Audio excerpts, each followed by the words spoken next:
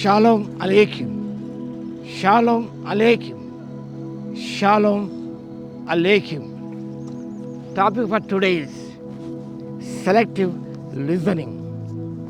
Selective listening. The text is from the Gospel according to St. Luke, chapter 9, verse 35. పరిశుద్ధ లూకా రాసిన సువార్త 9వ అధ్యాయము 35వ వచనం. మరియు ఈయన నేను ఏర్పరచుకున్న నా కుమారుడు, ఈయన మాట వినుడని ఒక శబ్దము ఆ మేఘములో నుండి పుట్టెను. This is my beloved son. This is my son, my chosen. Listen to him. Here God affirms that Jesus' divine identity as a Messiah. ఆయన దైవికమైన మెస్సయ్య అనే విషయాన్ని దేవుడు ఉద్ఘాటిస్తున్నాడు ఇక్కడ. Establishing Jesus authority over Moses and Elijah. మోషే కంటే ఏలియా కంటే కూడా ఆయనకి అధికారం ఉన్నది. రూపాంతరం కొండ మీద జరిగిన సన్నివేశం ఇది. It commands followers to prioritize, obey and heed Jesus teaches. Yesu ప్రభు యొక్క బోధనలకు విధేయత చూపించాలని, వాటిని అనుసరించాలని, వాటిని వినాలని దేవుడు ఇక్కడ ఆజ్ఞాపిస్తున్నాడు. Listen to him. It's a command. Listen to him. Divine authenticity, my son, my chosen, confirming his identity as the profound Messiah and the promised Messiah. వాగ్దాన మెస్సియా గురించిన విషయం దేవుడు ఉద్ఘాటిస్తున్నాడు. He has supreme authority. Jesus' supreme authority. Command is listen to him.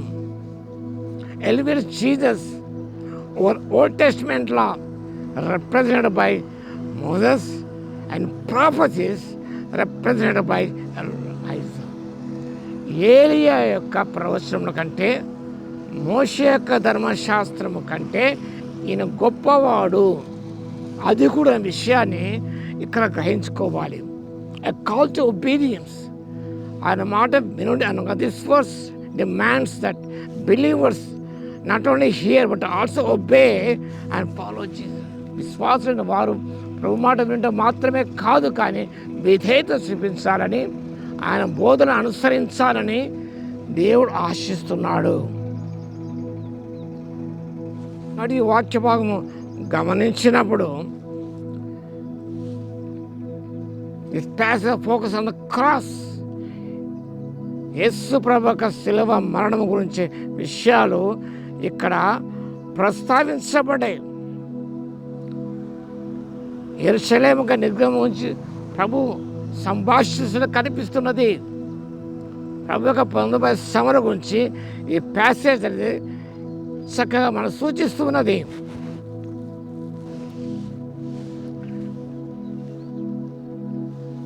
To hear God's voice over the noises the voice of the world.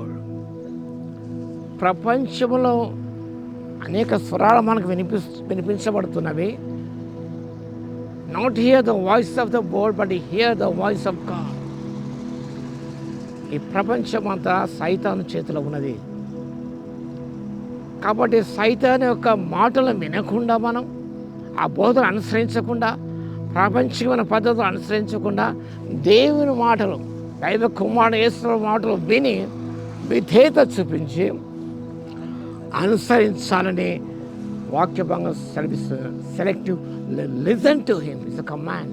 Are listening to God's word, or obeying it, or following.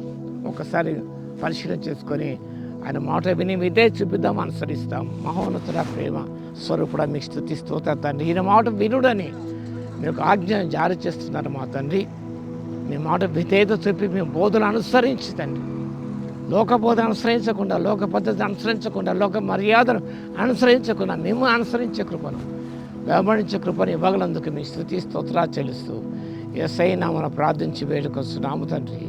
ఆమేన్. మన తండ్రి అయిన దేవుని యొక్క ప్రేమయు, మన ప్రభువును రక్షకుడైన యేసుక్రీస్తు యొక్క కృపయు, పరిశుద్ధాత్మని యొక్క అన్యోన్య సహవాసము మనందరికీ సదాకాలము తోడై ఉండును గాక. ఆమేన్.